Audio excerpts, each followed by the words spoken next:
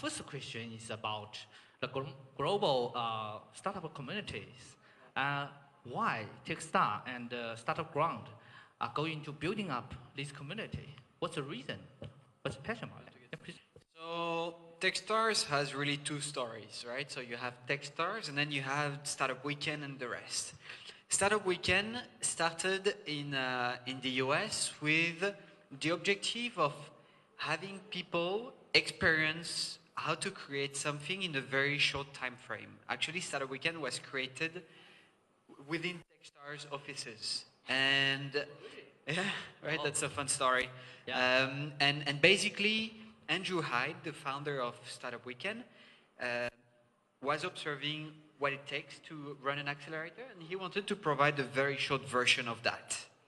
And basically, Andrew Hyde is someone with a big heart. Okay. And he wanted to have his baby, Startup Weekend, really go all around the world because he realized that there was the need for such a program everywhere. And it started with a very simple question: if not us, then who? Oh, that's a good question. 所以I just to translate. 就 Startup Weekend 其实原来是在 Techstar 的一个办公室里面在做发起的。然后 Startup Weekend 的这个 founder 的话，他最早只是想做一个pre-accelerator， 就是很短期的一个孵化。然后呢，就是说他就想把这个，当这个做的一个形态之后，他希望把这个东西复制到全世界去。那这个时候就是说刚才 Master 最后讲了一下，就是说如果谁不去做这个事情，如果我不去做这个事情的话，那谁会去做这个事情呢？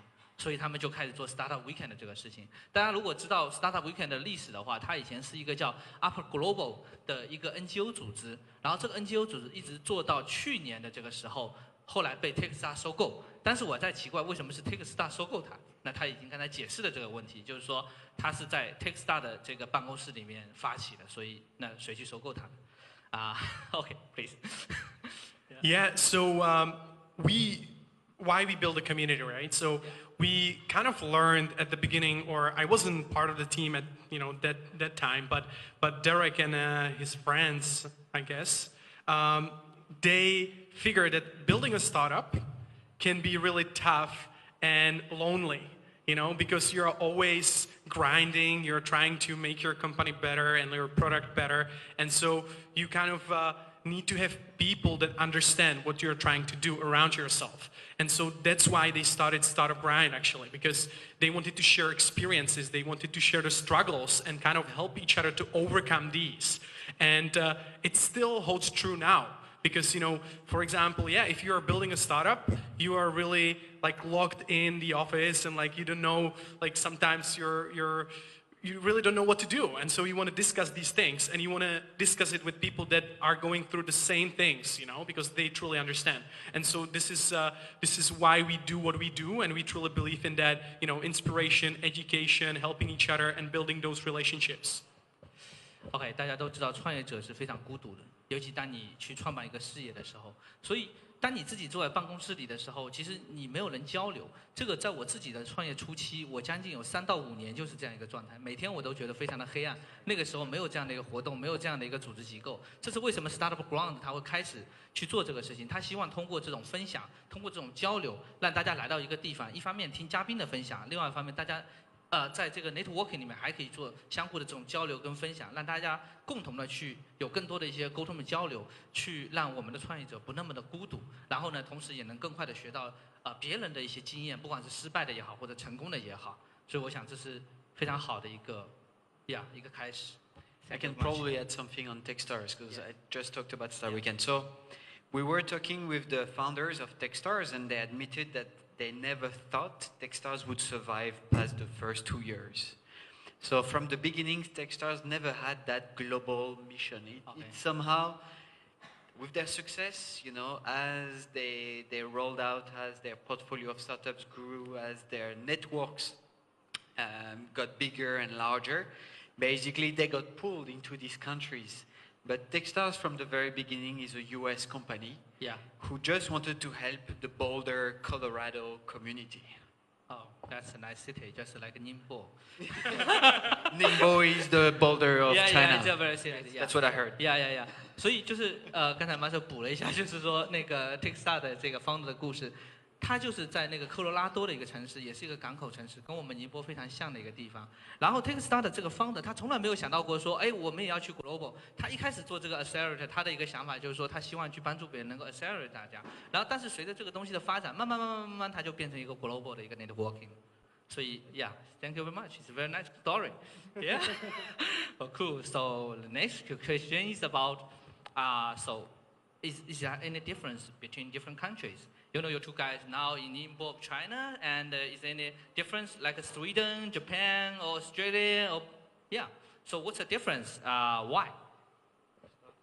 That's a very interesting question, and of course there are differences, you know, because startup ecosystems are at a different level in, you know, in those different locations, let's say around the world. And so you ask what differences, or what's the question exactly?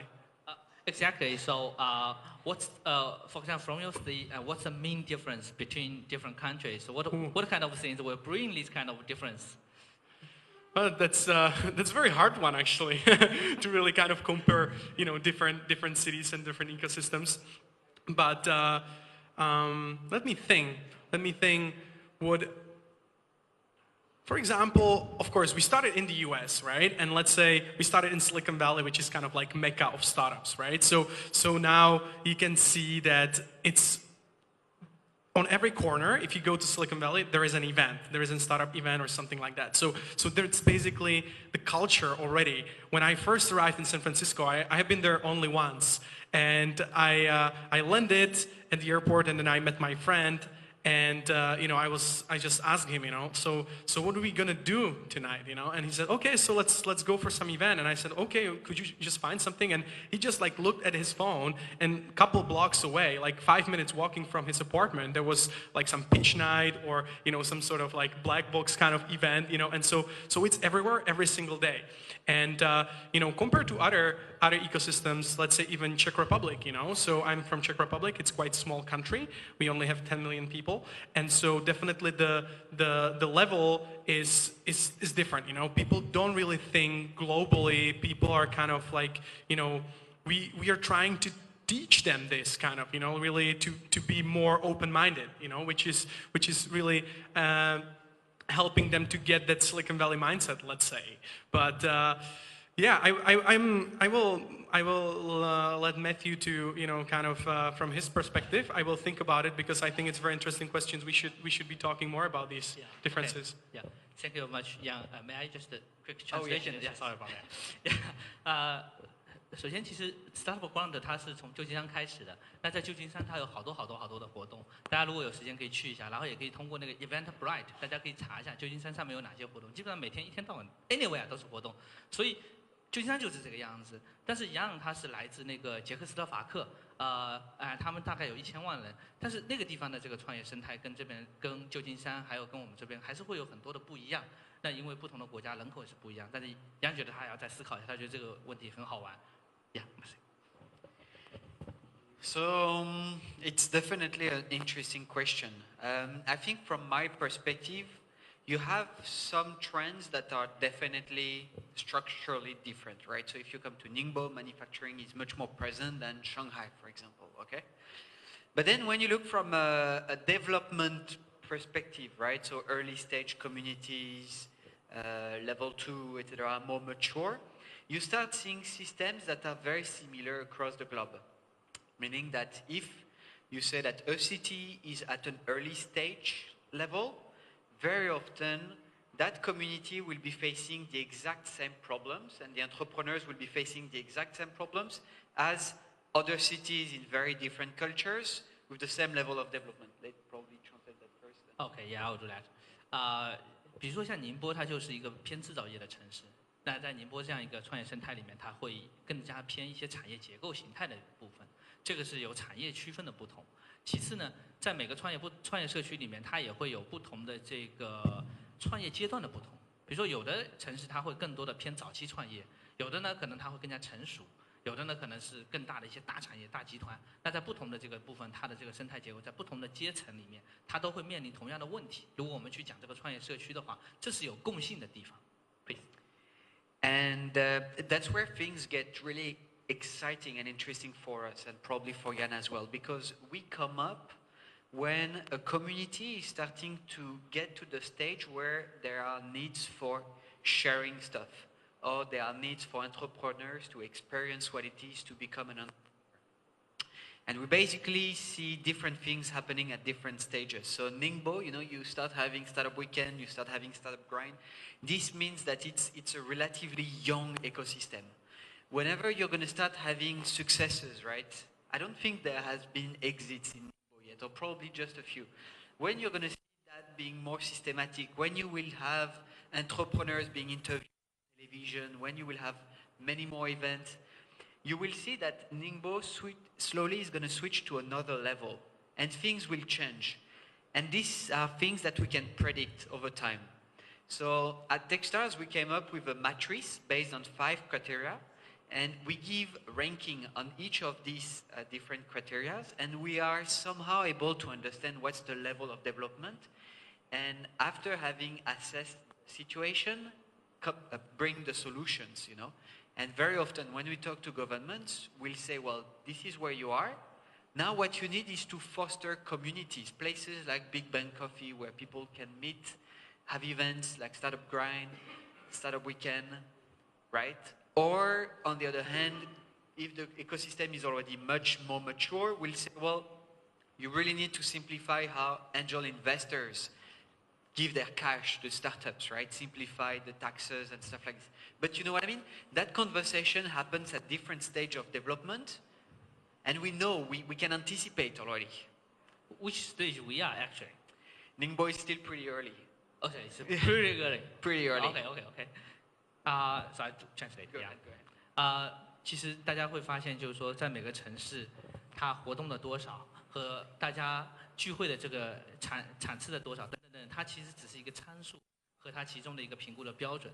在他们的这个体系里面，他们会去评估各个城市，每个城市有不同的一些阶段，在不同的 stage， 期的、中期的，或者说发展的非常好的。那我刚才问他最后一个问题，就是宁波是处于一个怎样的水平？他说我们宁波是处于一个非常早期的水平，因为像 Startup Weekend 和 Startup Ground 我们也是刚刚开始，慢慢开始有这样的活动。我们有无中生有咖啡这样的一个地方让大家去集聚。那我们宁波还是在一个非常早期的一个阶段。OK。I just want to add that definitely I agree with you. Everything starts with the community. That's very important.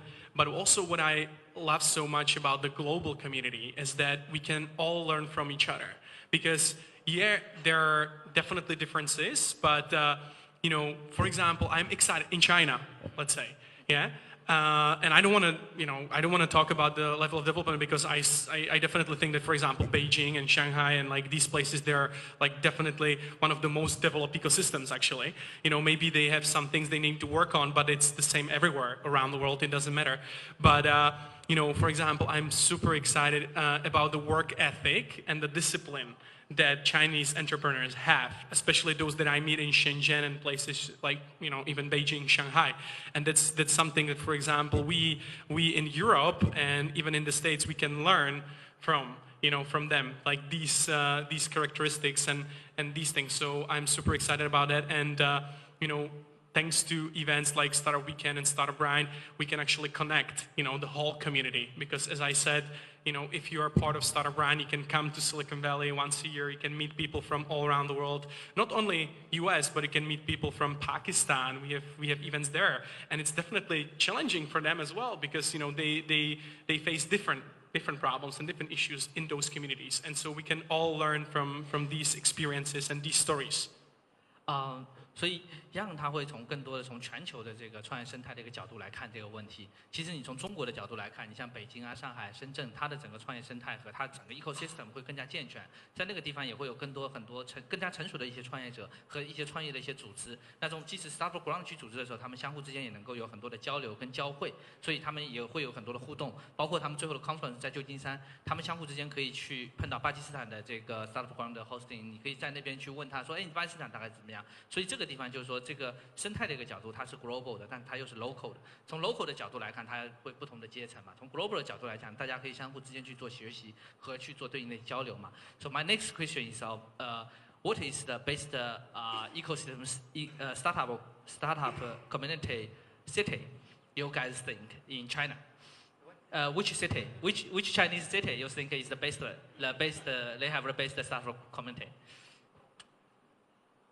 Okay, I get this question quite a lot. Yeah. And I would start with saying that it really depends what kind of business and what kind of startup you want to build, because every city has different advantages and disadvantages, you know. So definitely I'd like to start with this, but then I was talking to a lot of my Chinese friends that are actually, you know, building businesses and are part of the venture ecosystem, and they say that you shouldn't be focusing on really one city. You should be focusing on connecting and taking advantage of all of those cities, because it's still, you know, yeah, it's you can jump on a plane and in 3 hours you're in a different city. Let's say Beijing, let's say Shenzhen, you know, and so it's pretty easy to connect. And so which one is the best? no, I don't want to. Which one is the best? No. I don't. Let's get... Again, I don't want to say which one is best, because honestly, I don't know. Okay. It really depends. It Yeah. really depends if you're gonna talk about venture capital, because you can say that in Beijing you have most unicorns, right? Mm-hmm. So I guess probably for that, if you focus on this criteria, only like raising money and you know, the most venture capital funds and these things, then you can say maybe probably Beijing. If you're gonna say hardware, then you're going to say Shenzhen, because you have the supply chain over there, right? So you have all the factories and you have all the accelerators that are building these IoT devices and stuff like that. Shanghai is the most international city, right? Originally, because there is the most expats, and it's also you have a, you know, maybe the finance industry is also quite big in Shanghai. So it really depends what kind of thing you're looking at. But we just lost him, so. Yeah, I just pick up a mobile. The hardest part. Yeah, I'm sorry about that. Yes. No worries. So I was just saying that it really depends on what you focus, right? So as if we're gonna talk about venture capital, then I think Beijing, right? Yeah. If we're gonna talk about manufacturing, supply chain, factories, IoT, smart cities, probably Shenzhen. Yeah. If we're gonna talk about how to soft land in China for international companies, then maybe Shanghai, because it's the most international city, right? So it really depends what kind of startup, what kind of business you're focusing on, and then you can maybe pick the best city for yourself. But again, I wouldn't think about it like this. I would really think how you can take advantage of different ecosystems and connect it together. Oh, cool. Last sentence is very important. Yeah, sorry about that. 其实每个城市都会不一样。你如果讲那个投融资的话，那肯定是在北京有更多的那个这个独角兽的企业嘛。那从硬件的角度或者说生产的角度来讲，深圳会更好。那从上海呢，它会更加去面对 global 的这种经济的这种体系形态。但是每个城市都有它的特点，但是从一样的角度来讲，他觉得怎么样去找到大家各自的优点，然后把它 connect 在一块儿，让大家有更多的一些互动，那个会变得更有趣。Yeah, thank you. I mean, yeah, I absolutely agree. I think across the globe, the chances of success of an entrepreneur are between 3 to 5%. And wherever you go, you'll find struggles, right? I mean, being an entrepreneur is such an alignment of stars, right? You need to have the right founders, the right moment, the right timing in your industry, you know, so you can disrupt it. You need to have the right people, you need to have the right angel investors. That even if you go to Singapore, which is considered as the Mecca for entrepreneurship in Asia Pacific, they're going to smash you down because it's going to be very difficult to recruit the best developers. So wherever you go, it's extremely hard to be an entrepreneur. So just stay where you are comfortable, where you have already a network, a community, people who can help you, and you have roughly the same chances of successes anyway. 我想 ，thank you。作为创业来讲，就是说你一定要有你自己的给养，要有你的 networking， 要有你的 community， 然后身边有能够帮助你的人，给你建议的人，给你支持的人。所以其实，在哪个城市都没有关系，最关键是哪个地方最适合于你就去哪里就好。That's it. And my next question is, why you two guys come China? So okay, I'm gonna start. Long story short, right?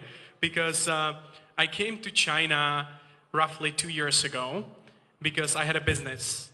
I founded a business. We were doing e-commerce business in Europe, and we were sourcing stuff in China, in Shenzhen. We had a supplier at Huaqiangbei, right? And so that was the first kind of trigger for me to move to China. And then I started studying at the university, and Startup Grind for me basically came just a couple months ago when it comes to like, that I'm full-time employee, let's say. I was organizing these events before as a director, as a volunteer, but it wasn't I actually learned about Startup Grind in China, which is super funny, let's say, because we are so big elsewhere. We are not that big in China, and I learned about Startup Grind in Shenzhen. Yeah, that's what got me into China. But why I stay in China, because I didn't think that I'm going to stay that long, let's say 2 years. At first I think I'm going to stay 6 months, and then I'm going to go back. But as I said, I really love the entrepreneurs, the local entrepreneurs, that they're super hungry, they're fast, they're disciplined, and I believe personally that we have so much to learn from all of you. And that's why I want to stay. I want to learn Chinese. I study Chinese even though my Chinese is still pretty bad. But I really want to understand what's behind, and what's your motivation, basically, because as I said, I believe we have so much to learn from each other. Thank you. Why this guy is so hungry?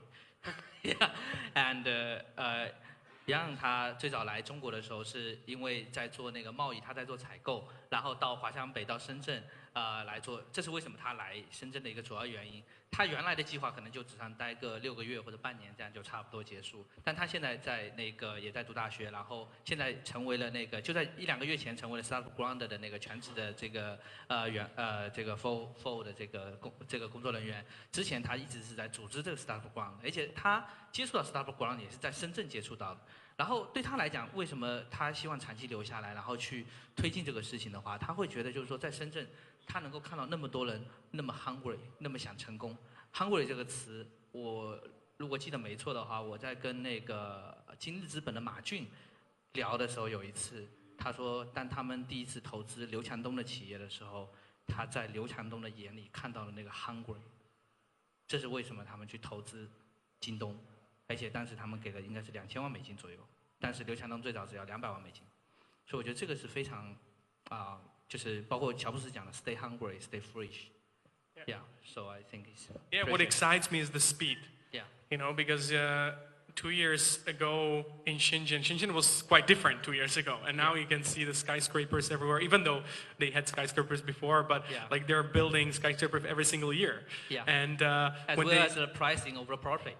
Yeah, and when China decides to do something, they actually do it like very fast. When it comes to investing into venture capital, like government, local government, they want to invest into venture capital. They just do it. They don't really talk about it for many months and years, as for example our government, but they do it. And that's what I really like, and I find it exciting. OK， 还有一点就是速度。刚才一样讲到了，就是说在中国，包括中国政府，他如果要做一件事情，很快的就做，做完了马上就起来。尤其深圳的这个速度也特别的快，这个他特别认同，他觉得这个速度是非常关键，不像他们的政府。OK。So me, I spent 4 years in Beijing during high school, so 2003, 2007. Went back to France for my business studies, and then came back to Hong Kong as fast as I could, where I spent 5 years, and I moved to Shanghai 4 months ago. I came definitely because I was excited about the business opportunities in China, but like you, I mean, you get to stay because of the people.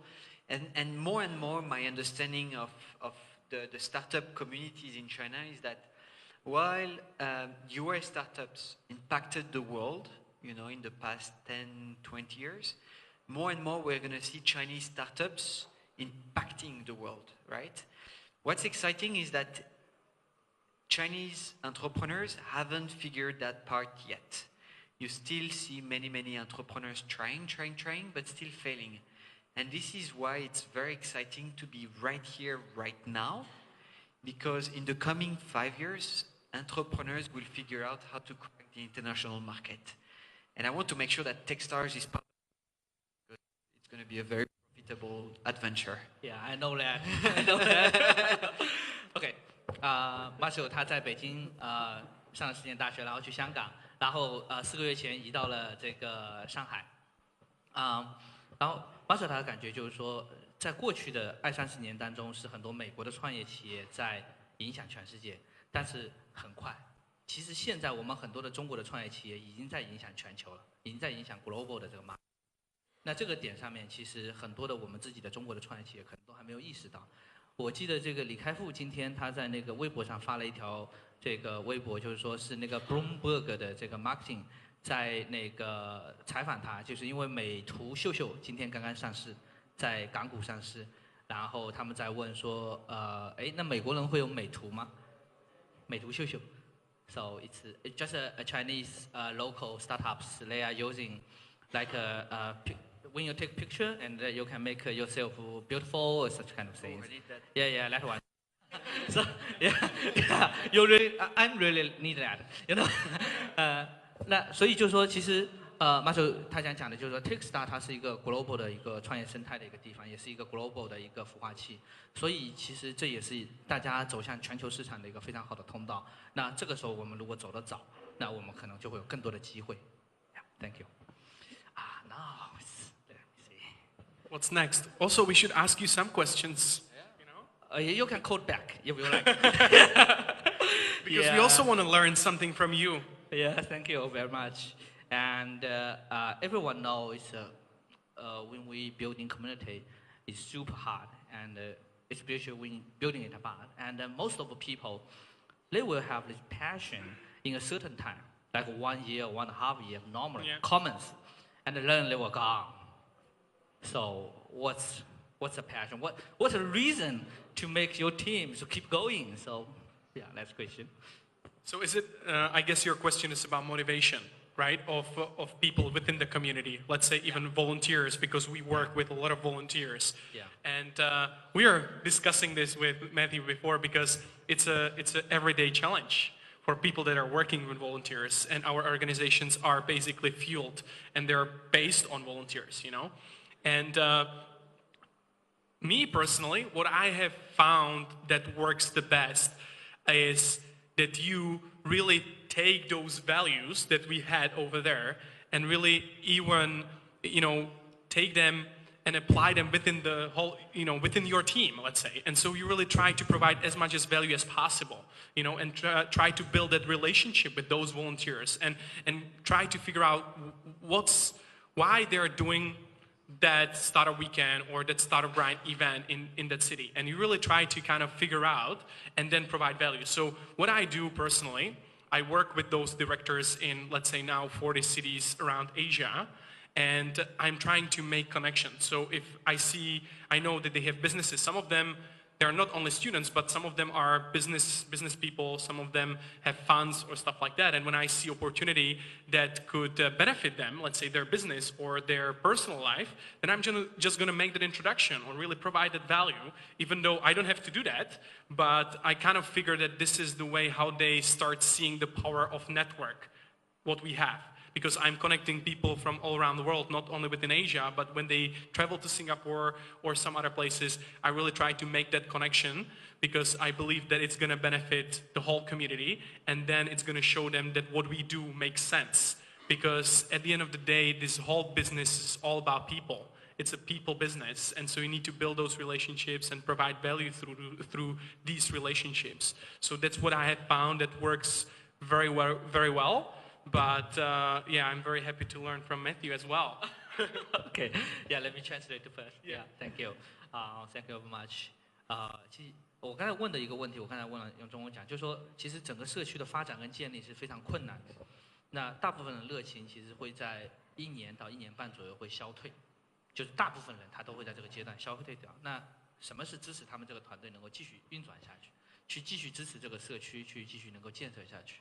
那杨对这个问题的理解就是说，首先志愿者的团队的建设是非常的重要的 ，volunteers。所以志愿者的建设，但是怎么样让志愿者能够持续不断的有这个热情去建设这个社区，去推动这个事情的发展？那这个里面就关于到就是人与人之间的这种 connection，也因为它是一个整个全球的一个社区，所以相互之间大家会有更多的这种关系跟关联。当一个人他要去新加坡的时候，杨也会很努力的去帮助他去链接到当地的就是同样的一个社区，然后能够尽量去给予他一定的帮助，让他相互之间会觉得说，哎，我这个社区我有个 connection， 我有个 networking， 大家会在那个地方有这样的一些交流，其实会能够让大家有更多的一个相互之间的支持跟鼓励，能够走下去，相互之间也能够帮助到彼此，所以这样子让这个社区会有这个链接，会有这个部分。Basically 来讲，其实去画个大圈子。OK， thank you. Yeah, I really agree with what Jan said. First of all, the first point that I want to make, community leaders, that's how we call them at Startup Weekend, are really the soul of entrepreneurship ecosystem. And we've seen cities dying because there was nobody left to organize events. So my wish and my strong belief is that if in this audience you have the desire to help Ningbo, organize an event, make connection between people coming to you. And if there are only 10, 20, 30 people, that's all right. But don't let Ningbo die because there is no more event. I'm pretty sure that by the end of the night, you will have met a few more people. And this is very valuable. So don't let that die. Maybe translate that first and then I'll... Yeah. 所以不要让我们的宁波变得了无生趣。其实，当一个城市没有这样多的 community， 没有这样的一个生态的时候，大家会慢慢越来越少的去交流，然后慢慢思维会陷入一种固化跟僵化。但是当我们有这样更多的一些生态，大家有相互之间交流这种活动，人与人之间一开始可能是不认识的，但是随着这个过程当中，大家会有思想的交流，会有分享的这个沟通，那其实相互之间你就会产生一些新的思想，让这个火花能够持续下去。其实这一点对大家来讲，对所有人来讲，包括对当地这个城市的不管是年轻人、老年人来讲，都是非常重要。And then the way we attract and retain organizers is actually different. So the attraction is because someone participated at the Startup Weekend, they loved it so much that they want to do it over and over again. And that's what happened with me, and that's what happened with my colleagues, and that's what happened with most of my organizers, right? They joined the Startup Weekend, they loved it, they were like, oh my God, I've learned so much, I've met some awesome people. I want to make sure that in this city there are more and more Startup Weekend. That's how I attract them. Maybe you want to... Yeah, we'll do that. And 创业周末是一个很有趣的活动。其实我第一次在2013年参加纽约的创业周末的时候，那是我第一次到美国。然后我在那个参加活动过程当中，其实有一个人他参加了大概有13场创业周末，就是I meet one guy in New York. A girl, an older lady, she actually have attended a Startup Weekend 13 times in New York City. Yeah. 然后，所以马雪他讲，就是说希望这种有趣的活动能够持续下去。大家在这个活动当中会认识新的朋友，会见到这个更多有趣的人。那让这个活动能够持续下去的动力，本身也来自于这些愿意参与这个创业周末的人。The way I keep them is very different. When you organize 1, 2, 3, 4 and more Startup Weekend, very quickly the startup community is going to be around you. If you open, the list of startups in Hong Kong, you realize that most of the founders, most of the employees have been involved in some way with Startup Weekend in Hong Kong. Very quickly, as an organizer, you become famous in your community. And this is something very powerful. Because whenever corporations need help, they reach out to you. Whenever government needs help, they reach out to you. Whenever awesome entrepreneurs need help, they reach out to you. And very quickly, you become the center of your entrepreneurship community. And this is what's happening with Big Bang Coffee. Now, whenever you will want in the future to find entrepreneurs to share your problems, you're going to come here. Because you know that this is a safe space for entrepreneurs. And this is very powerful. And my entrepreneurs, they realize this. That's one thing. Just to give you an example, my boss is from Mongolia, okay? He's from Ulaanbaatar. It's a tiny country, but he was a nobody 5 years ago. And then he started organizing Startup Weekend. And right now, he's a rock star there. He's on TV shows, people know him, the government gets his advices on how to foster the startup communities. People know him. He's the Mr. Startup in Mongolia. And this is very typical. It's happening everywhere. You're going to go to Bangkok, you're going to meet someone who has been a Startup Weekend organizer or Startup Grind, right? It's the same concept.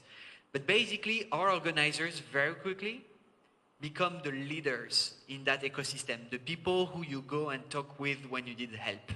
And this is very powerful for you as an individual because you feel extremely rewarded, but also for your business. 所以其实在这个过程当中 ，Thank you, and it's very good reasons, and 就是其实大家去组织 Startup Weekend， 在这个过程当中，你可以很快成为在这个社区的一个影响力的一个中心，你可以很快的影响到很多人，大家马上就会认识到说，哎，越来越多的组织活动，越来越多的这个地方，就像无咖一样，当我们组织了好多场创业周末之后，越来越多的人会说，哎，当我有创业的一个部分，他会习惯于来到这个地方，他会认同你这个影响力。就像那个Matthieu他讲到他的那个老板是一个蒙古人，他来自那个乌兰巴托。那个是一个很小的城市，蒙古总共有300万人口，乌兰巴托有150万人口，然后他就开始组织 Startup Weekend。现在他在那个整个蒙古，包括电视台啊各方面，就是会变得非常的这个有对应的一些影响力，因为大家发现他可以影响很多人，然后也能给到很多人对应的一些建议，所以这种影响力，你作为组织者，作为 volunteers。或包括作为 mentor， 包括一些参与者，你会发现越来越多，你可以去跟更多的人去做交流，更多人也认识你，这也是一个很好的一个回馈。对一个组织来讲，它也是有一个对应的一个 passion。Maybe I can add that Startup Weekend and Startup Grind, it works with steps, right? So you come as a participant and you learn a ton. You meet wonderful people, it's exciting. Then you become an organizer, that's the next step. You will also learn a ton of different things, but you will still learn a lot. You will also meet wonderful people. And then you become a host or a director, a facilitator. Also, you will learn new skills, how to do public speaking, right? So when you're very shy and you become a host, a facilitator, it's an exciting opportunity to learn how to present yourself. And then you become regional managers like us, and then you get to learn how to manage people. So as you can see, all these skills are developed in a context that's very positive for you as an individual. 所以对个人来讲，其实你通过参与这个过程，比如说作为参与者，你可以感受到不同的一些层次；但是你作为组织者，你可以从另外一个角度去感受它的一些变化。你怎么样去鼓励别人？怎么样去管理整个系统？怎么样去做更多的这个 engage？ 然后怎么样去做演讲？就是说，如果你自己很害羞，不知道怎么泡妞的话，或者说换一句怎么撩汉也可以。但是你可以通过组织这个过程，你可以锻炼你自己的演讲能力。这个对个人来讲也是一个能力的锻炼。When you go to another country and start building a community, and so what is the most funniest things during this? Yeah, what's the most funniest things you have made?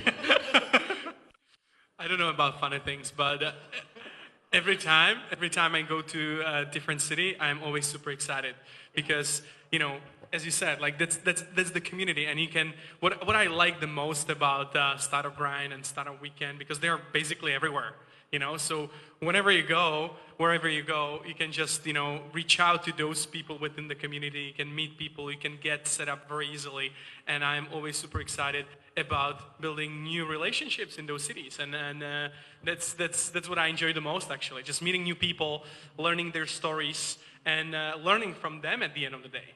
You know? OK， 所以对杨来讲，他最兴奋的，我刚才问的问题就是说，举个例子啊，我其实是从我们的角度去问这个问题的。当我们去捷克斯洛伐克、去法国、去组织和架构这个 Startup Ground 或者 Startup Weekend 的这个社区的时候，你一个人，你去另外一个国家，那在这个过程当中最好玩的事情是什么，或者最有趣的事情是什么？这是我的 basically 站在他们的角度是一个外国人，一个老外来中国，啊，站在我们的角度，如果我们去法国，那也是一个老外嘛，那这个是会很好玩的一个事情。所以但杨刚才的一个回答来讲，就是说，他说，哎，对他来讲最兴奋的是每次都会去一个新的城市，然后去这个新的城市，可以从每个新的城市里面可以去建立很多的这个 networking， 然后跟大家可以学到很多东西，这种交流对他来讲就本身就非常的兴奋。Thank you. I'm still thinking of what's funny about our job. No, I mean, on a personal level, it's extremely exciting. I mean, if I were to tell you where I come from, you guys would be like, oh, what the fuck is that city? I come from you pick France, right, which is in the middle of nowhere. You take a small city in the middle of France, and I'm actually not in that city. I'm in a tiny city next to that tiny city. I'm coming. How many people in your 2,000 inhabitants. 2,000. 2,000. It's so fun. So this is funny about our job because I actually come from the village that also has 2,000 people, you know. So. Oh really? Yes. Okay. So you The have same 2,000, city. yeah, We're yeah. brothers. Yeah. Okay. Yeah, the same city. And so think about this, right? You come from a place that hasn't had a big impact on the world. And then this morning I woke up, I took the train from Shanghai, I went to Hangzhou to meet with extremely inspiring entrepreneur, and then I took another train to come and meet with you guys. Just think about this. It's to me it's exciting. I mean, you have goosebumps when you do this type of job because it's really about helping people, giving them the tools, the resources, the motivations to do more and more about their community. So from a personal aspect, it's extremely rewarding. Now from a fun part, you know, all the missions and the values that we presented earlier, they are very global, but very hard to transcribe in like concretely what it means to give first, right? And it's always awesome to see how local teams in Ningbo, in Chengdu, in Hangzhou, or we've also been to Urumqi once, interpret those values. And for example, the ice-breaking game that Kate was trying to do tonight, it's very funny to see how she perceived it and how she's trying to make it happen here. So this is what's fun. Discovering how everyone is interpreting what we try to preach on a global level. Yeah, I fully agree with your opinions, and then I do translate. 其实对 Matthieu 来讲，就是他刚才讲到，就是说对他个人来讲，他是在法国的中部的某个城市的在下面的一个村庄的一个小镇上面，他这个小镇的人口是2000人。然后让他来自的那个小镇也是2000人，所以他们说两个人都是来自于同样的城市，所以他们是 brother。OK， 但是你可以想象一下，就是说，当你在一个法国的小镇，就像我想一下，我们宁波有2000人的小村庄吗？没有是吧？我们宁波的城市是800万人口，对吗？所以市面上有对somewhere，就是从这个地方出来。然后你去另外一个国家的1线城市、2线城市，然后去组织这个活动，然后去影响其他人，跟大家做对应的一些交流，去认识不同的人，本身对他来讲，这就是一个非常挑战，但是也非常有收获的一个事情。因为你的人生的轨迹是完全不同的一个轨迹，对吧？所以这个 basic 来讲就是 I think it's changed a lot of things. It's a real challenge, but it's also awesome experience. It's differently. And 然后从好玩的角度说 what's a funny thing I forget about that? How organizers interpret our global values and missions. OK, yeah, I got it. 所以就是从好玩的一个地方来讲，就是说，比如说不管是 Startup Weekend 还是 Startup Ground， 首先它来自不同的文化，它有不同的文化背景，也有不同的文化的价值跟 value。那你怎么样把这个不同的文化、不同的这种价值观点，能够去宣传给和去进行一些沟通，让大家能够理解、能够认同，然后还能 enjoy 在这个文化和价值观里面，这个本身对他来讲也是非常挑战的一个事情。这种跨文化的这种交流和跨文化的一些沟通，他觉得这是最有趣的。然后他去看，比如说像我们怎么去组织这个活动，那我们怎么来参加这个创业周末，这对他来讲也是非常有趣的一个事情。Well, it's a very good answer. Thank you, you guys. Awesome. Now, okay, let's see. Actually make it even better with your translation. I believe. Thank you very much. And so let me do some. Okay.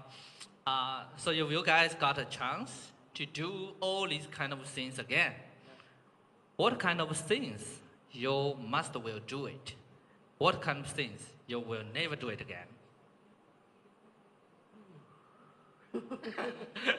所以我刚才在问，就是如果他们有机会再来一次的话，就是什么事情他们是一定会去做的，然后什么事情是他们肯定再也不会去做的。 So what's extremely inspiring in China is that when you do a startup weekend, many of the participants reach out to organize 3 more startup weekend, you know. So we are having 20 startup weekend this year in Greater China. We're going to have 40 next year. In China, it's all about doing more and more and more and more. It's so exciting. That's what I want to do more of. Basically, never stopping. Sure. Shall I translate? Please, and then I'm thinking about what I don't want to do. OK，就是什么事情是一定会去做呢？就是组织创业周末，组织越来越多的这个创业周末。去年我们组织20场，明年要40场，然后以后要越来越多。Yeah. Oh, that was short. What I don't want to do again. Never do it again. I think the part where I'm still missing a big chunk is how am I conveying the awesomeness of China to our headquarters in the US. So to give you an idea, we have almost 900 startup weekend, right, around the world, only 20 in China. How do you convey the message that China matters? And this is my goal for 2017. I told my boss, my KPI for 2017 is to make China matters for Techstars. And for all of you, that sounds funny, right? Because we know that China matters. But in Boulder, Colorado, that's not that clear, right? It's not striking. You don't feel it that China matters. That's going to be my goal. That's something that I was not doing very well before, and that's something that I want to change big time next year. Okay, we will do that. I think so. Yeah, let's do that. Sure, I will do that. And Matthieu 他想就是说，他明年想做的一件事情，就是在他们 Techstar 的总部，他不觉得中国市场有多少重要，因为全世界有900多场创业周末，但是中国只有20场。从这个比例来看的话，中国确实不重要啊。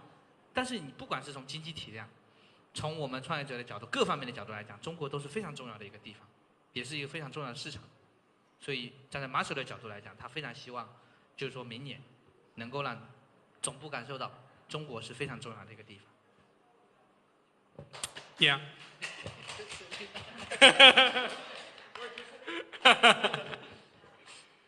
Okay, I am not sure if I can beat that, but I would definitely do it again because I'm so fortunate that I was able to join Startup Grind family.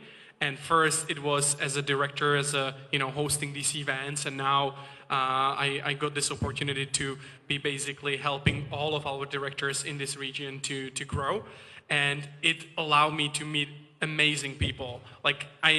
Thanks to Startup Grind, I even interviewed people that I never thought that I'm going to meet in person, and so I would definitely do it again. Then when it comes to what we should be doing better, I definitely agree. We are in China, and I told you we have only 6 cities in China out of 210 or 11 right now, which is so little. And I think the problem is the same as in Techstars or Startup Weekend, that people kind of didn't focus on China that much, and also to explain to them that China is really important and there is a huge opportunity. Not only for Startup Grind, for entrepreneurs in general, that we can learn so much from them. And definitely I would love to change that as well in 2017. And we were talking about it, that I would love to at least double the number of cities and really focus on even some conferences and do more for local entrepreneurs. And even bring entrepreneurs from China to Silicon Valley, let's say, to speak at our conferences, to share their experience.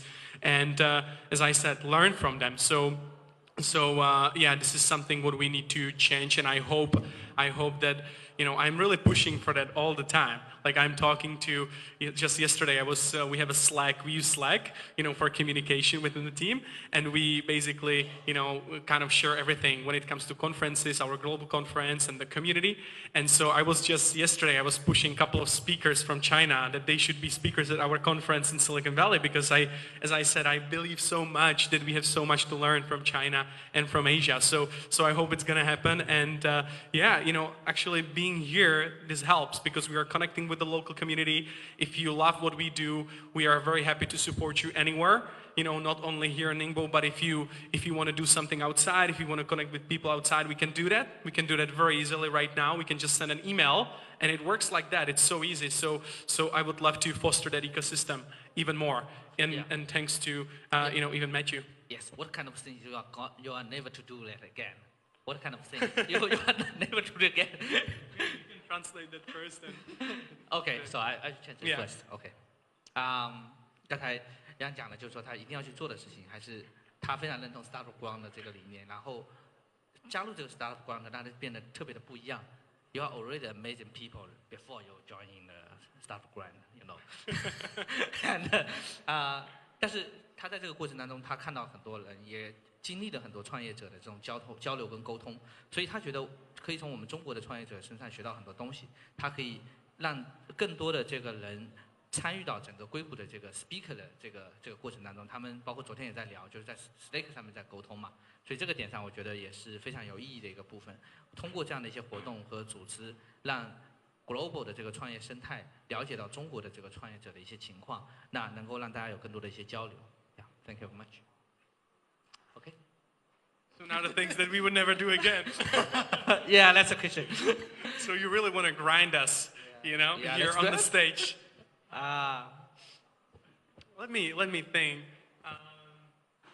Actually, if I look at it, I think if you're kind of trying to point out some mistakes and like failures that we did, and I think we fail all the time. Like me personally, when I'm in China, I'm trying to study Chinese, and I fail every single day.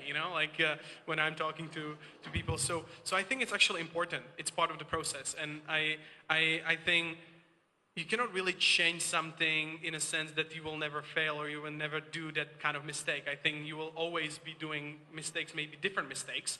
And so I think it's not the point really saying that I would like to change that particular mistake, because I'm so fortunate that I think we haven't done anything like critical that that would really harm our brand or something, because we are always trying to work and, as I said, give first, make friends. So we have those values engraved in our community. So I think there wasn't nothing major that would really kill the spirit. But having said that, we kind of fail every single day when it comes to really approaching the market. Let's say that we didn't really focus so much attention, and so we should be approaching these things really. I'm going to say this. For example, I guess you guys know 500 startups, for example, right? And what I really love about that community, that they really focus on finding local people everywhere, local people, and I think this is super important, and we haven't done it that well, for example, at Startup Grind at the beginning, even in China, So, for example, I think half of our cities are run by expats, actually, in China.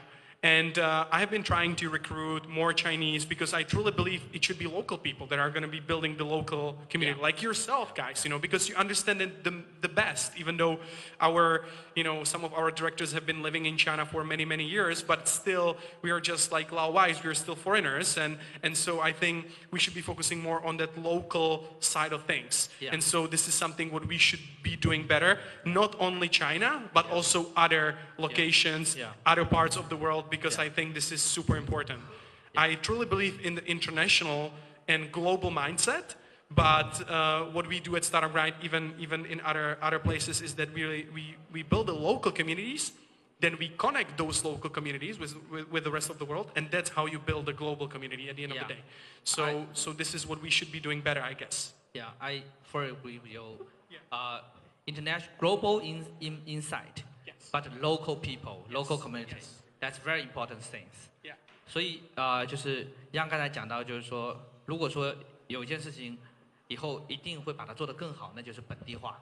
其实，在刚刚开始的时候，它在全世界各个地方其实都会存在这个问题，就是不够本地化的问题，包括在中国也是一样。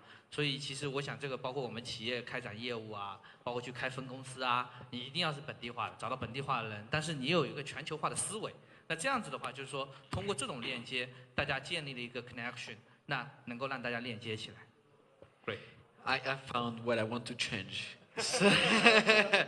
So I very much agree with Jan. So from a different perspective, I also have a side business, right? So I have my full-time job, but I also have my own startup that I'm building.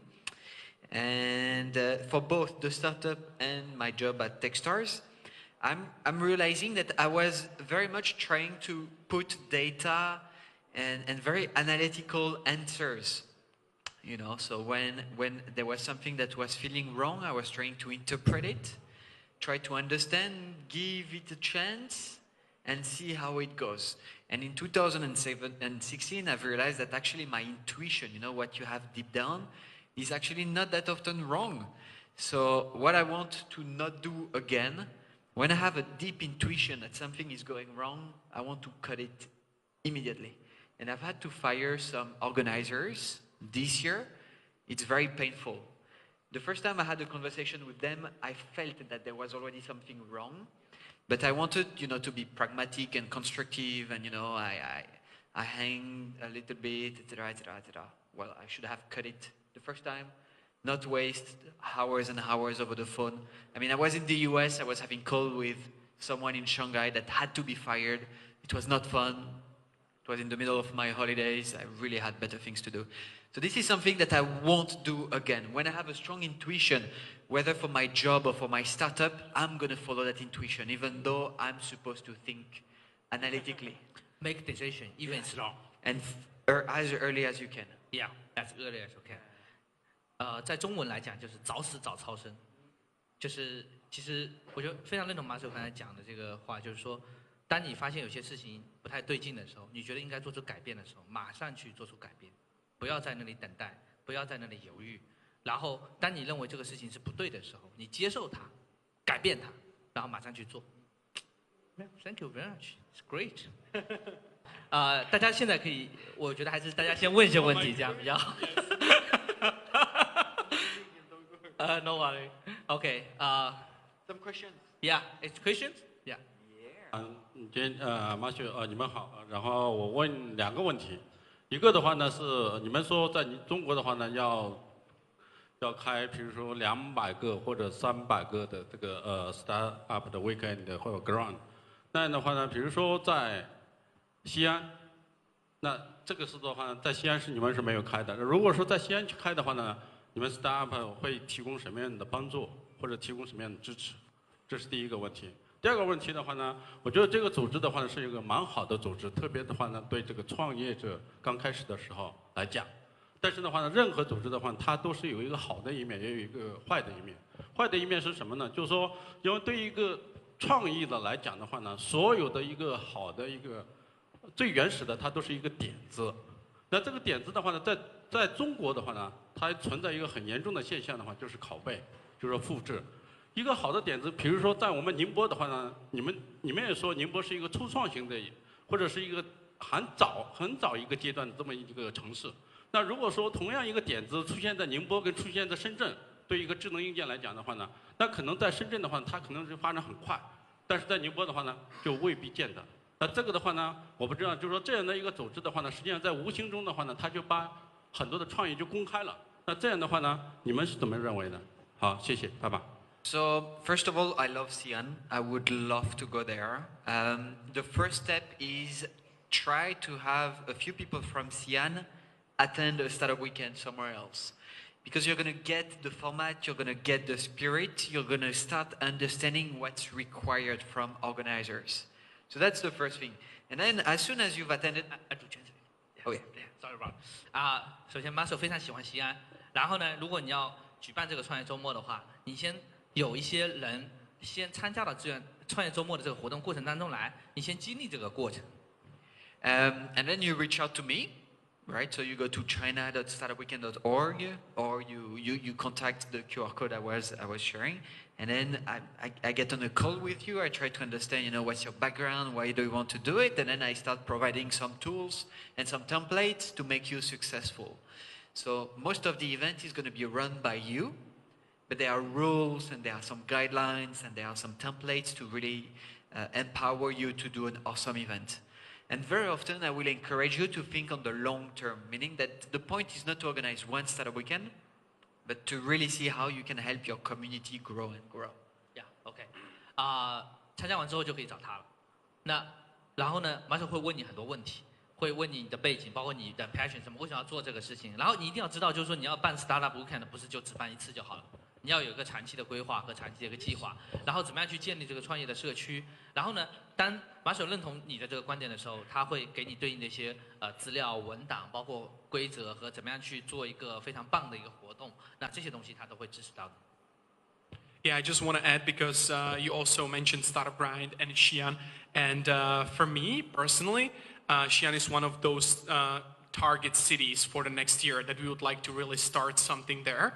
And so I'm going to be actively looking for people like yourself if you would like to do that. And I'm going to support them as much as I can, connect them with other people within the community because we have some other people reaching out to us. And so we're kind of, again, we are trying to form the team as well. And what I would like to say, because we are not competing, we are really kind of supporting each other. But when you look at the events, when you compare Startup Grind and Startup Weekend, I would say that it's easier for you to start with Startup Grind because it's easier to organize. Because, Startup Weekend is for 3 days. You need to have a lot of mentors and stuff like that. And so if you think that, for example, you're not ready for that, you don't have that team around yourself, but you feel that the community needs something like this gathering, then I would kind of recommend to start with Startup Grind because you just need one speaker that is going to share their experience, and you're just going to get people in the room, and that's it, basically. We are going to provide you with all the tools, branding. We'll tell you how to do that. Even if you're going to have some questions about how to conduct the interview, we can all give it to you. We have a training. We have an online training that you will going to go through. It's about 1 hour or 2 hours, depending on how quick you're going to be. But so we have all the tools that you need to kind of get you to the level that you can sit over there as Thunder and basically interview somebody. And so yeah, this is just what I wanted to add. Yeah, thank you very much. 首先，杨野他也非常喜欢西安，西安也是他们在下个阶段开发的一个重点。他们很希望在西安也有 Startup Ground。然后呢 ，Startup Ground 所组织的形式，一般你要找到对应的一些嘉宾，然后呢，要 gathering， 就是说你要邀请到对应的这个听众，大家能在这个地方组织这样的一场活动。但是怎么样去组织这个活动，怎么样去 engage 它，他们有一系列的这个工具，包括在线的课程，然后可以给你做远程的这个教育和做这个更多的一些交流。然后他也在这个深圳，大家有什么问题的话，随时都可以找到他，他可以来支持大家。OK？ Yeah. So second question. That's a tough one. It's a very harsh world out there. I mean, to give you an example, Startup Weekend also has copycats in China. Yeah. So I think you need to have in mind that as an entrepreneur, whatever you're building, whatever you're doing, it's going to get copied. Boom. And you need to have that, out of the way. How, with your limited amount of time, your limited amount of resources, your limited amount of network, can you be as successful as possible? There is something that it's this type of buzzwords, that you're going to hear over and over again. It's an unfair advantage. And I can tell you what's my side business right now. And I'm pretty sure that you won't be able to copy it. You can make a similar version. But because I have unfair advantages that you don't have, for sure, I'm going to be able to find a niche market that's going to be, that's going to stay with me for that reason. Maybe your own version of that service is going to find another market, but you will not tap into mine. And then the idea is that on top of having these unfair advantages, I also have the first mover advantages. That will help me, go reach out to new people first, to angel investors first, etc., etc. But to be honest, China is brutal. You always need to be faster and stronger. And whenever you think that you're there yet, there will be someone raising 10 times more money with better connection to the government who's going to try to crush you. I mean, when we say that entrepreneurs have a 3 to 5% chance of succeeding, it's not a joke, it's an actual fact. Creating a successful startup is freaking hard, and whenever you've raised money, you're still not there yet. I mean, I don't know if you're reading the news, but there were startups that were raising, hundreds of millions of US dollars that are still going down. It's a nightmare. It's very difficult. I mean, you guys should not start startups. Okay. But if you're doing it fast, and assume that your employees are going to leave you, your angel investors are going to try to screw you, people are going to try to copy you, government is going to try to shut you down, you're going to get against the law. I mean, everything is going to get against you. It's tough. It's really hard. Yeah. Yay. Nice. It's a good answer. And 从中文的角度来讲，我的理解就是说，首先你要有个开放的心态。如果你的心态不够开放，你觉得大家都会 stolen 你的 idea， 都会对你产生一些负面的因素，那你的这个速度就不会看，你会考虑太多的顾虑。但是对一个企业的竞争而言，它不是说只是一个点子的竞争，它是一个多个维度、多个层面的竞争，是团队的竞争、融资速度的竞争、你企业成熟度的竞争、关键资源整合能力的竞争、你的商业模式的竞争等等等等等等。在这个过程当中，它其实是一个多面的竞争，并不是那么简单的，只是一个点子，它就能改变这一切。当然，在这个过程当中，像创业周末也有这个 copycast， 就是在深圳。那 so what？ 每个人都会有不同的市场，每个人都有自己的不同的关键资源，你有自己不同的一个 marketing， 你就做好你的这一块的一个地方。所以在这个点上，大家有一个更开放的心态，然后呢，更加快速的去让自己发展得更快，这个才是制胜的一个根本。And that's because of all this that you need the help of your community. Why we say it's so important? It's because when you're going through these difficult steps of business creation, you need the help of experienced mentors, people who've been through that process who can guide you so you can minimize the chances of failure. So when everything goes wrong and everything will go wrong, you have people to reach out to who will know what and how to help you. So really, assume that everything will go wrong, and when that happens, go and talk with your community leaders. And they will really be happy to help you because they've been through that process already. 所以在任何时候，企业都会遇到各种各样的风险。当你遇到这些风险的时候，你可以找到你的帮助，就是回到你的创业的这个社区，当时给你给养的这个地方，找到这个创业社区的这个组织和 hosting。你也可以来到我们这个地方，这也是我们的希望，就是成为创业者的一个家。在这个地方，大家可以相互的帮助，有什么问题可以做对应的一些交流，包括 startup weekend、start ground。在这个地方，我们给创业的这些创业者，这些孤独的创业者，让大家有个聚会的地方，让大家有个相互帮助的地方，相互分享的地方。Yeah, maybe I can just say that, ideas, and you said copycats, but like ideas are worthless till you actually do something about them, So if you have, if somebody is copying you and if they are doing it better, then you need to ask yourself so why I am actually doing what I'm doing, or how can I be better, or maybe I don't even deserve to be doing that kind of business because I'm not as good as they are. And so usually it's just about execution, and so back to the community, I also think that community can be one of those unfair advantages actually that you have, because you have those connections that can allow you to be faster, because you can ask the right people for different resources or different connections or even raising money doing these things. So for example, if you are not so sure what to do, but you just have that feeling that you want to be entrepreneur or you want to do something yourself, just maybe start with these things, start a weekend, because you will build that network. You can always provide the value to the community, and then in the future maybe you will just find somebody like the co-founder or somebody who is going to be the right person to start a business with, and you will feel that now I am in the position that I can succeed. So really look at these and kind of try to understand yourself first, like who you are, what kind of person, what kind of business you want to do, and what are maybe some of your strengths and weaknesses, because you need to be aware of these things before you jump into the business or the entrepreneurship kind of world, because it's, as Matthieu said, it's tough, it's not easy. Yeah, fully agree with Yang. And 就是所有的 idea， 你如果不把它做出来，那只是个 idea， 这个 doesn't work。再退回来讲，就是创业生态它的重要性，它可以让你更快速的链接到你需要的资源，更快速的去判断你这个想做的事情是好的还是不好的，是有问题的还是没有问题的，你能不能找到对应的一个部分？因为这个时候其实回到我们之前讲的，就是说很多事情你还是要早死早超生的，所以在这个点上回到根本，就是说我们讲一句话，我们中国古话叫知人者智，知之者明。那明智这两个字，回到根本来讲，就是说你能不能知道自己是谁，你的 advantage 是什么，你擅长做什么，你想做什么。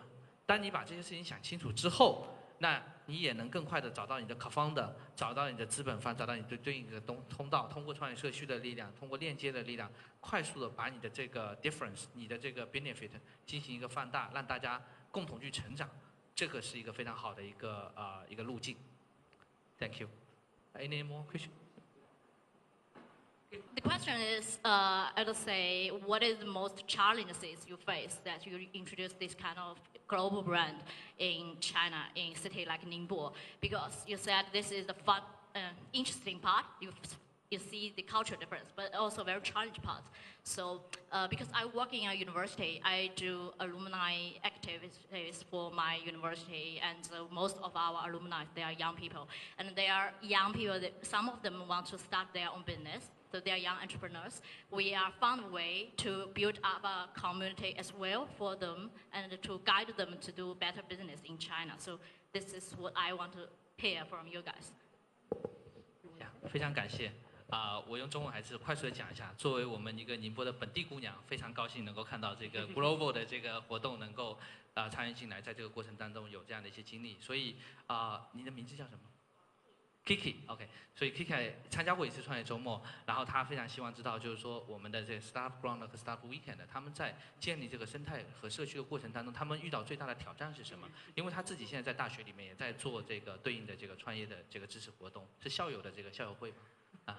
校友会的一个对应的一个活动，所以他非常希望听到他们的一个。So, first of all, Silicon Valley is always going to be Silicon Valley. Beijing is already going to be Beijing. You cannot compete with them. Okay, this is out of the way. Now, Boulder, right? Boulder, Colorado. It's in the middle of nowhere, but this is where you have Techstars. This is where you have SendGrid and so many successful startups, VCs, and stuff like this, and events. And you don't have to be in a big city, in a successful place or whatever, to create striving communities, okay? Again, Boulder is the best example. There is an awesome book that I should send you. It's called Startup Communities. It's written by one of the co-founder of Techstars, and it's really about how do you open doors for entrepreneurs. So that's one thing. I really don't think that Ningbo has any disadvantages compared to Beijing. It's just about, a matter of doing it. So now the challenge in China, which is not a challenge just about China. The problem that we are facing, probably Yan and myself, is sustainability. Meaning that if you organize one startup weekend in your city and you hope to have created 20 startups and 300 entrepreneurs and everything is going to be great and shiny, it's not true. You need to have every month, every semester, every year, a number of events, a number of opportunities. It has to be continuous. You cannot be successful by doing it once and then praying, hoping for things to happen. If I take an example with Hong Kong, for example, it's really because we had Startup Weekend every semester that we were able to create a community. And then we ramped up from 2 Startup Weekends per year to 6, and this year 11, and next year 15. You really need repetition and sustainability.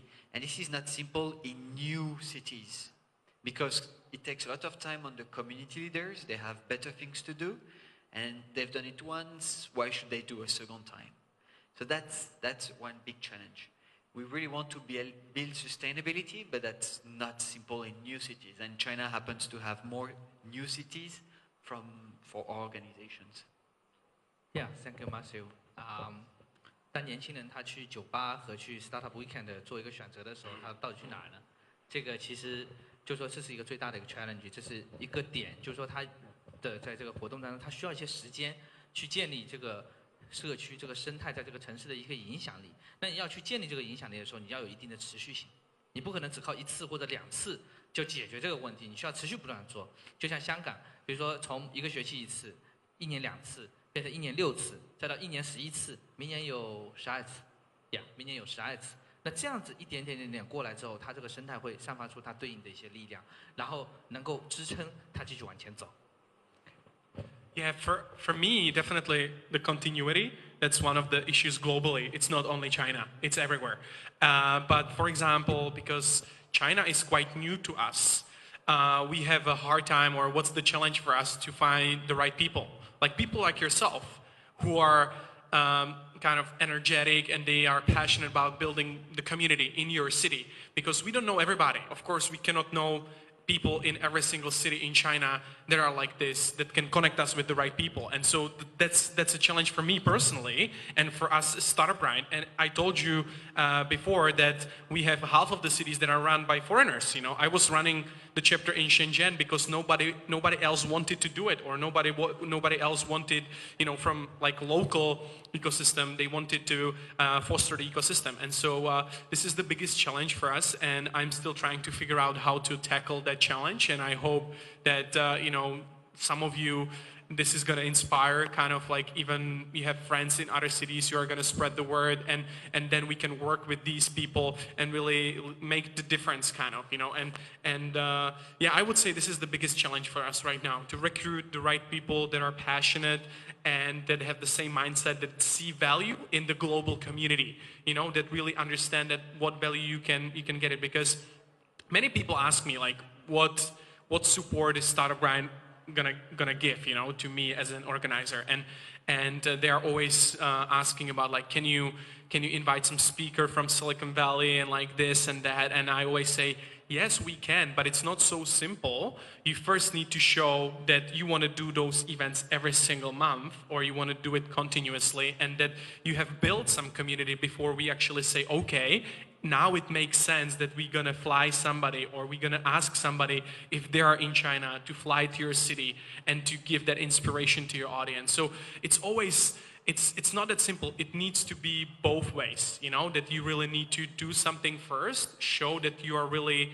passionate, that you really want to do that work, and then we can give you basically unlimited support. Anything you need. We can invite you to Silicon Valley, we can connect you with people all around the world, we can get you some speakers, but it really needs to be, we need to be working together. Oh yeah, it's a long. Sorry, no problem. Sorry. I try to make short. Yeah, okay. 其实从这个最大的挑战来讲，就是说，其实全世界各个城市都是一样的，核心的问题是你能不能找到对的人。我想这个跟我们做企业做任何事情都是一样的道理。那在这个过程当中，找到对的人之后，你怎么样跟他一起去engage 大家，怎么样去找这个过程，然后怎么样去通过让他去旧金山，然后去 connect 整个网络给他，让大家能够感受到这种文化，然后跟他一起去面对这种共同的困难，然后持续不断的去推动这个事情。所以找到对的人，怎么样去找到对的人，然后找到对的人之后，怎么样跟他去共同开展工作，这个其实永远是最困难的一个问题。OK。所以我们现在已经到its timing, so now it's a long day, and thank you very much, Yang and Matthieu.